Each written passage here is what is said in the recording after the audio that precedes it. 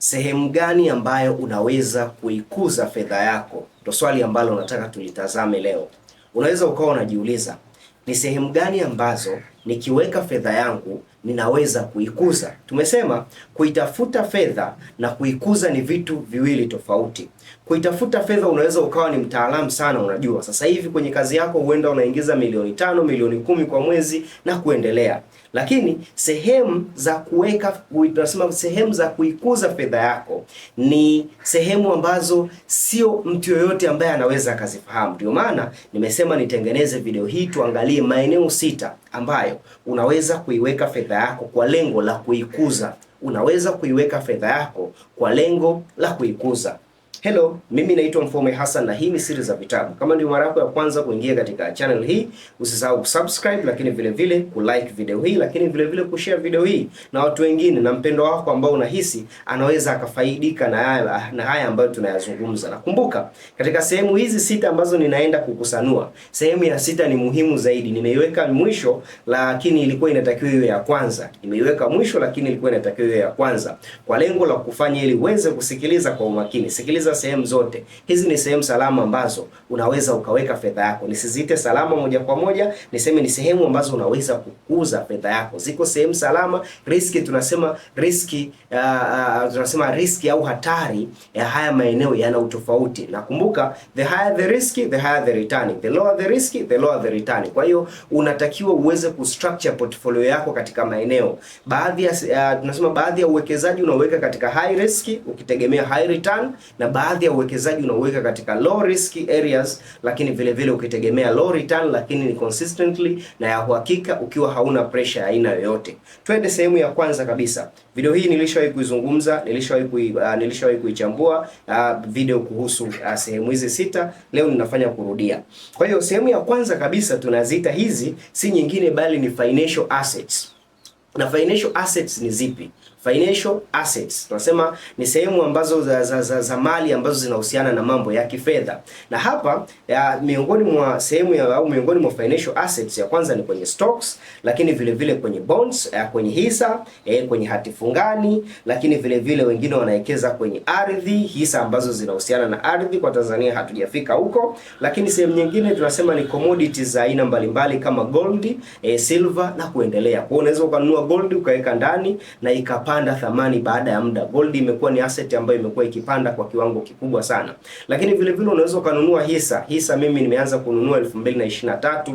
Mimi nimeanza hisa, kwa mfano hisa ya CRDB ikiwa ni shilingi 445. Sasa hivi iko 2600 na ilishafika mpaka 3000, you can see. Lakini vile vile zipo hisa nyingine, hisa kama za kampuni kama ya Nicole, ununua kwa shilingi 700, sasa hivi imeenda mpaka 3000 na huko inaenda 4000. Unanunua hisa za aina mbalimbali zimekuwa zikipanda kwa thamani. Hisa NMB ilikuwa 5000, sasa hivi iko 10000 na. Kwa hiyo hisa ni sehemu ambapo unaweza ukaweka fedha yako na ukaikuza. Lakini vile vile kwenye hati fungani, ukakopesha serikali, unaweza ukaweka fedha yako ukawa unapata zile coupons, lakini vile vile mwisho siku ukarudishwa fedha yako miaka 2, miaka 5, miaka 15, miaka 25 na kuendelea. Kwa hiyo ni sehemu ya kwanza, financial assets tunaziita. Sehemu ya pili ni real assets, na katika real assets sana sana tunazungumzia real estate. Wengi wanaipenda sehemu hii, kuwekeza katika ardhi. Ukanunua ardhi, ukanunua kiwanja, ukajenga nyumba labda, ukapangisha hivyo. Kwa unaweza ukanunua ardhi kwa lengo la biashara, unaweza ukanunua ardhi ikaendelea kukua thamani, baada ya muda ukajenga nyumba na ikapanda na ikakusaidia kukuza kipato chako, na utapata faida katika njia mbili, kama ambavyo kwenye financial assets pia tunapata faida hizo. Faida ya kwanza ni capital gain, mtaji wako unakuwa. Kama ni kwenye ardhi inapanda thamani. Kwenye hisa, capital gain maana yake nani yako, tunasema hisa zako zinapanda thamani. Ndio hayo nilikuwa ninazungumzia. Kwenye hisa kitu cha pili unapata dividend. Huko kwenye ardhi, kama umejenga nyumba unapata rent, unalipwa nini, kodi ile ya mwisho wa mwezi. Kwa hiyo unapata kodi ya mwisho wa mwezi wakati eneo lako likipanda thamani. Kwa hiyo ni sehemu ya pili. Sehemu ya tatu ni business assets. Na katika business asset you can start your own business. Katika business asset unaweza ukaanzisha biashara yako mwenyewe, au ukawekeza katika biashara za watu wengine kupitia hisa, au ukatengeneza systems ambazo zinasaidia tunasema au labda intellectual property ukaandika actually tutakuja kuiona, lakini kwenye biashara ni either you own a business or you invest. Either unamiliki biashara au unawekeza katika biashara ya mtu mwingine, unategemea unasubiria return yako. Lakini sehemu ya nne ni digital assets, na hapa katika digital asset ndio tunazungumzia intellectual properties.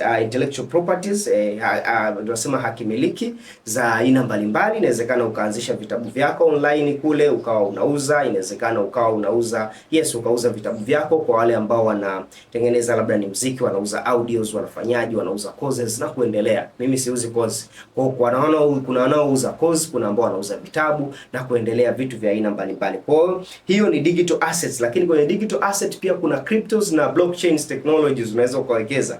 Kwa sasa hivi watu wanawekeza katika watu wanawekeza katika cryptos, katika Bitcoin na assets nyingine ambazo ziko katika blockchain technology. Lakini sehemu ya tano ni collectibles. Na collectibles tunazungumzia vitu vya thamani, na hapa kwanza tuna fine arts wanaowekeza katika hii. Kwa wenzetu imeendelea kidogo, kwetu bado, lakini ni kitu ambacho ndo kina image. Ndio maana uchumi wetu unakuwa kwa kasi kushinda hata uchumi wa Marekani, kwa sababu sisi tuko nyuma kupitiliza kiasi kwamba hatua ndogo hizi ambazo tunapiga zinakuwa ni kubwa ukilinganisha na wao ambao uchumi tayari umeshakomaa. Kwa hiyo fine arts wanawekeza katika michoro. Mtu ananunua michoro ya aina mbalimbali ambayo baadaye inapanda thamani. Lakini vile rare coins, wengine wanawekeza katika coins ambazo unakuta hazipatikani, vitu ambavyo sio rahisi mtu yoyote kuwa navyo, vinakuwa vina thamani. Na jewelers, wengine wananunua masaa ya thamani na nini, kwa sababu mwisho wa siku kama ni saa ya dhahabu itakuja itapanda thamani. Kwa hiyo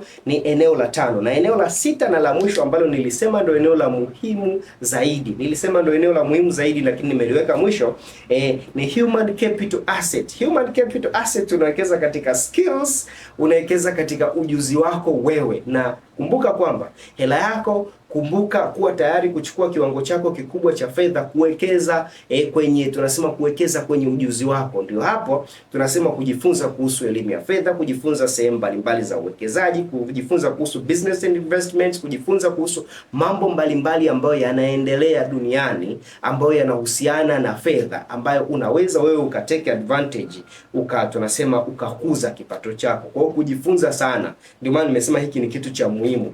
Katika haya tuliyoyataja yote, hauwezi ukafanya chochote kama haujajifunza.